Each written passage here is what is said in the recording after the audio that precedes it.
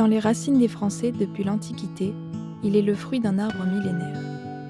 Le vin a façonné nos religions, notre culture et nos terres. Mais pour en arriver à un breuvage d'une telle complexité, le vin doit parcourir un long processus de création. Vignerons, œnologues et maîtres de chai coopèrent ensemble, tous liés par une même passion.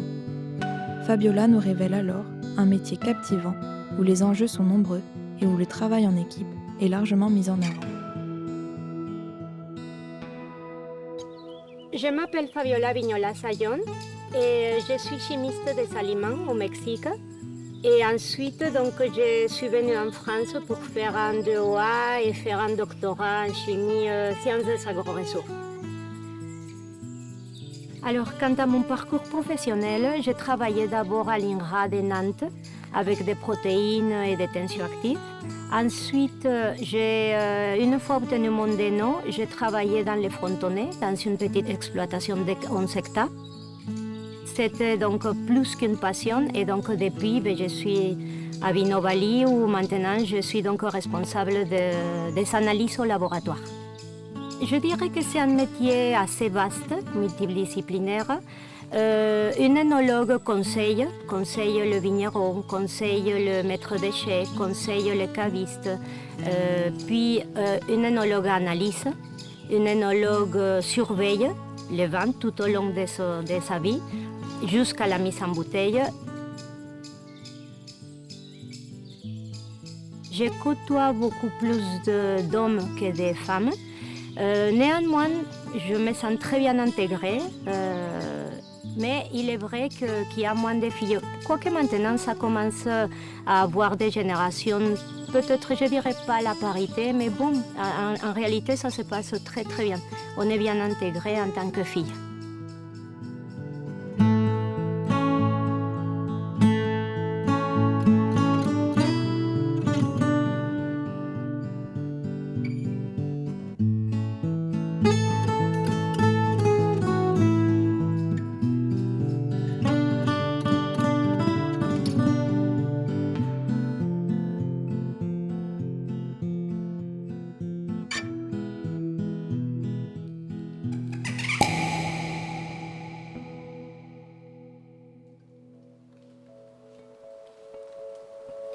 Alors, je suis Roland Legrand, je suis vigneron coopérateur. On est ici sur mon exploitation à Rabastens, voilà, sur un domaine qui fait une cinquantaine d'hectares de vignes et quelques céréales à côté.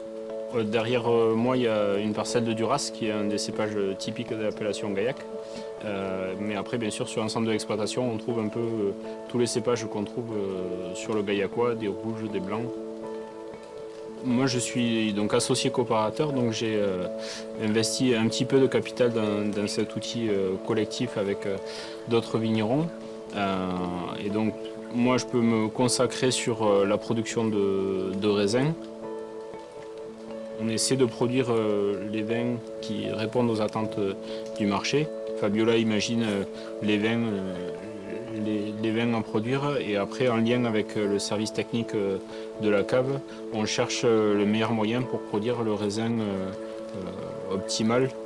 C'est là que donc, justement nous sommes collègues, Roland et moi, parce que c'est Roland donc, le premier maillon d'une chaîne très importante. C'est lui qui apporte quand même la matière première avec la meilleure qualité. C'est là qu'on peut discuter, lui et moi, par exemple, de la maturité phénolique des raisins, de la maturité en acide, etc., pour déterminer des dates de vendange.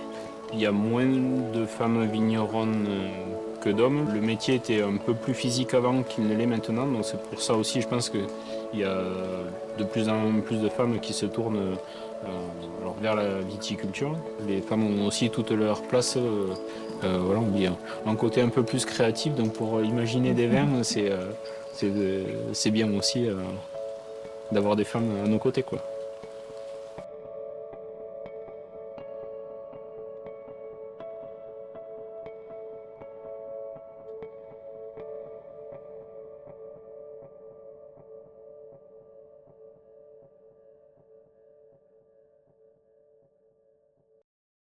Donc je m'appelle Samuel Choulier, je suis chef de cave au sein de Vinnovali depuis bonne vingtaine d'années maintenant.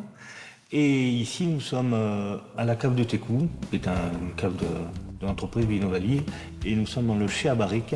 Ici, vous êtes dans la dernière étape de la vinification, c'est l'élevage. Le vin est mis en barrique pendant à peu près 11 mois, et sur des barriques de différentes années et différentes essences de chêne.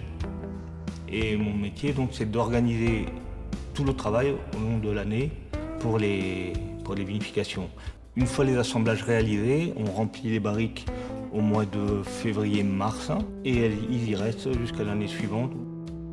Elles sont vidées et remplacées.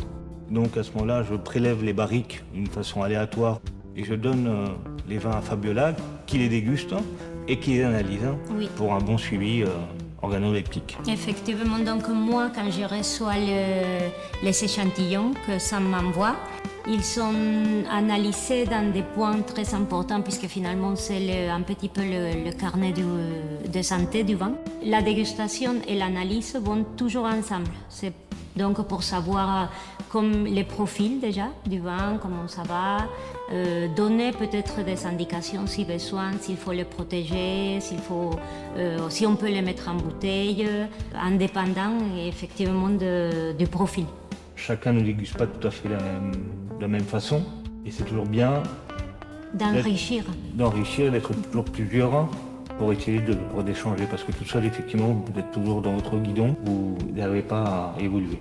Pour nous, c'est une condition sine qua non. Si à partir du moment où vous voulez organiser le travail, il faut le connaître parfaitement, même si ce n'est pas forcément vous qui vous le dites. Étant œnologue, j'ai voulu m'intéresser. De toute façon, il faut s'y intéresser à toutes les étapes. Donc, je peux être aussi en cave et tirer des tuyaux comme les garçons et utiliser des pompes, transvaser des vins, faire des soutirages, puisque je m'y intéresse pour pouvoir ensuite dire comment faire aux autres.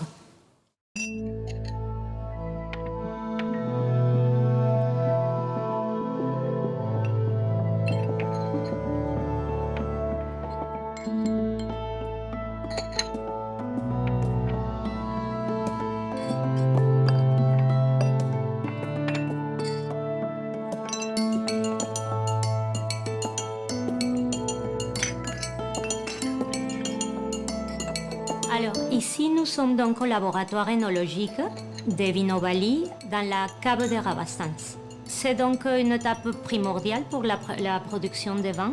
C'est là qu'on analyse en fait tous les assemblages. Ça, c'est quand le vin est déjà fait. Mais auparavant, donc ici, c'est le suivi, par exemple, des contrôles maturité des raisins.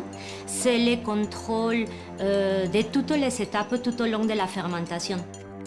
Et donc, du coup, ici aussi, on fait les dégustations, les assemblages et l'analyse, finalement, de toute la vie du vin, de sa production jusqu'à sa mise en bouteille. Cette étape est importante pendant toute la vie, finalement, du vin. C'est-à-dire du moment où on produit le vin, qui se produit donc à partir du mou de raisin. Le mou de raisin étant le jus de raisin chargé en sucre.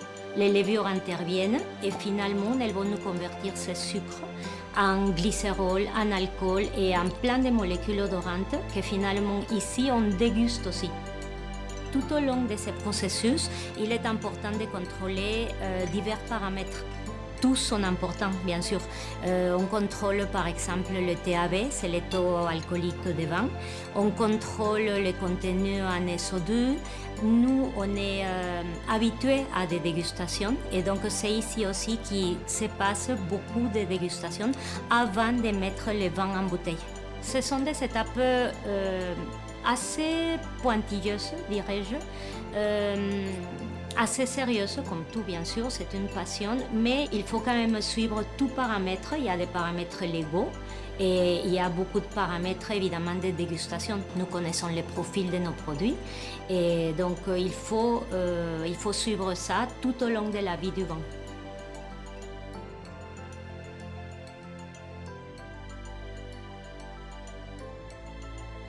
Métier d'une incroyable richesse, l'œnologie nous dévoile un monde complexe et attrayant.